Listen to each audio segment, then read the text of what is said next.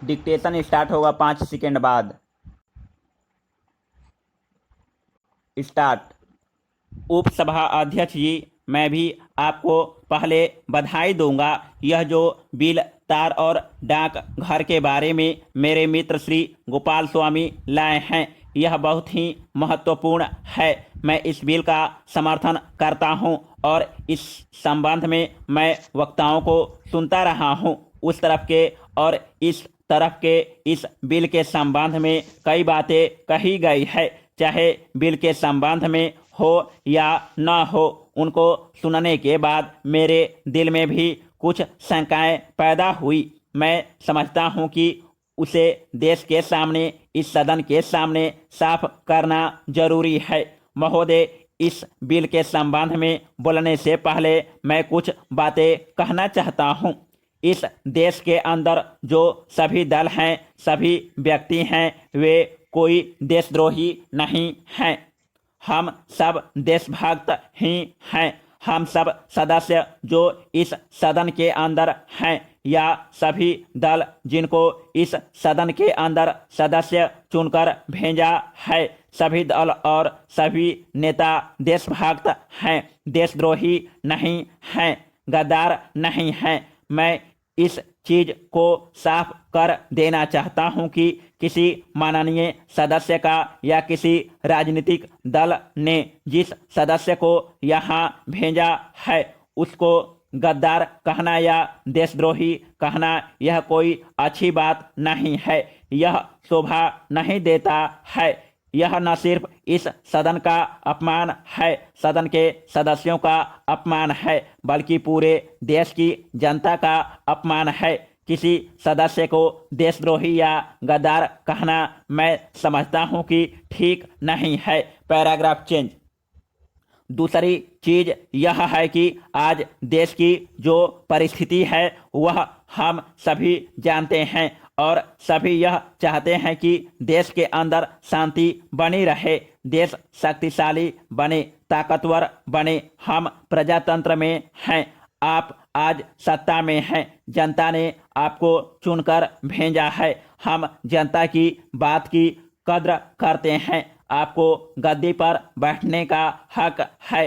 प्रजातंत्र में आप कुछ दिन रहेंगे, इसमें दूसरा दल आ सकता है, लेकिन कोई दल सत्ता में रहे जिसको जनता ने कुर्सी पर बैठा दिया, उसको मनमानी करने का अधिकार नहीं है। किसी पार्टी को, किसी सरकार को यह अधिकार नहीं है, बल्कि सारे देश की जनता और जो उस दल के लक्ष्य हैं, सिद्धांत हैं, उसको नज़र में रखते हुए उसे काम करना है। देश की खुशहाली के लिए, जनता की खुशहाली के लिए सरकार को काम करना चाहिए, चाहे वह राज्य की सरकार हो या केंद्र की सरकार हो या किसी दल की सरकार क्यों न हो। अगर कोई दल विरोध में है तो क्या उसने कोई गुनाह किया है? कल आप विरोधी दल बन सकते हैं। जनता किसी दल को सत्ता में रखती है, किसी दल को विरोध में रखती है, तो यह कहना कि सारे विरोधी दल गद्दारी कर रहे हैं या देश के दुश्मन हैं, यह कोई ठीक बात नहीं है। हाँ, आप अपने दल के नेता की तारीफ कीजिए, उनको भला कहिए, इसमें कोई बुरी बात नहीं हो सकती। महोदय, मैं समझता हूं कि ऐसी ताकतें इकट्ठी हो रही हैं जिनसे खबरदार रहने की ज़रूरत है। बाहर की ताकतें भी जोर लगा रही हैं। मैं सांप्रदायिकता के बारे में भी जिक्र करना चाहता हूं। सांप्रदायिकता ऐसी बीमारी है जिसका इस्तेमाल लोग सियासी ताकत हासिल करने के लिए करते हैं। मैं पिछली दफ़ा कह चुका हूं और वचनबद्ध हूं इस बात के लिए कि राजनीति और धर्म को अलग अलग रख करने की ज़रूरत है। अगर यह नहीं होगा तो बहुत बड़ी समस्या होगी। हमारी एक और बड़ी समस्या यह है कि हम देखते हैं कि किसी न किसी गुरुद्वारे से मंदिर से, मस्जिद से आवाज़ें उठती है कि हम सुरक्षा चाहते हैं, हमारे फिरके पर आक्रमण हो रहा है, हम एक अलहदा कौम हैं। सौ बातें कहते हैं। जो बातें कही जाती है उनका अर्थ यही है कि हिंदुस्तान को कैसे तोड़ा जा सकता है, हमारी कौम कैसे आगे बढ़ सकती है, कैसे दूसरे पर अधिकार कर सकती है और कैसे सियासी ताकत हासिल कर सकती है। राष्ट्रपति के अभिभाषण में पंजाब के बारे में जिक्र आया, मैं उस पर भी कहना चाहता हूं कि यह आसान बात नहीं है। Paragraph change. मुश्किल हालातों में हमारे प्रशासक उसकी पूरी तरह से देखरेख कर रहे हैं। यह ठीक है कि इसका सियासी मसला हल करने की ज़रूरत है, लेकिन वहाँ जो ताकत है, अकाली दल जो कहता है, वह मैं अर्ज करना चाहता हूँ। आपको बताऊंगा बाहर की दुनिया में अंतर्राष्ट्रीय तौर पर कि हमारे खिलाफ आतंकवाद के नाम पर क्या क्या हो रहा है। यह भी अलहदा बात है।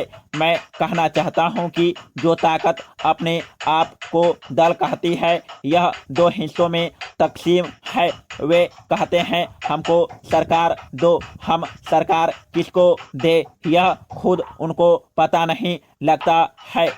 यह खुद उनको पता नहीं लगता कि सरकार किसने बनानी है, किसने नहीं बनानी है। वे यह कहते हैं कि जो सिख हरियाणा में रहने वाले हैं, उनको चाहिए कि वे देवीलाल जी की मदद करें। किस बात के लिए बताएं कि सही बातें तो खुद कही उन्होंने झगड़े डाले हुए हैं, वे हम पर थोपते हैं। लुधियाना में उन्होंने कांग्रेस सम्मेलन किया, उसमें आतंकवाद के खिलाफ एक बात नहीं उठाई, एक शब्द नहीं कहा कि आतंकवाद बुरा है। आतंकवाद क्यों है? जो ऐसी गतिविधियां करते हैं हम उनका मुकाबला करेंगे। छोड़िए उनका मुकाबला करने की बात, उनकी जुबान से वह नहीं निकलता। आज सरदार बादल से पूछा गया, जरा बताइए तो सही, यह आतंकवादी जो बेगुनाहों को मारते हैं, आप उनके खिलाफ क्यों आवाज नहीं उठाते? वे कहते हैं कि हमें क्या पता है कि कौन निर्दोष है और कौन दोषी है, यह पता नहीं। जिस गरीब के ऊपर जो अपनी दुकान में बैठा हुआ है उस पर गोली चलाई जाती है, जिस राह चलते पर गोली मार दी जाती है, वह पता नहीं कौन है। मैं कहता हूं कि पाकिस्तान से हमारी दोस्ती होनी चाहिए हर कीमत पर।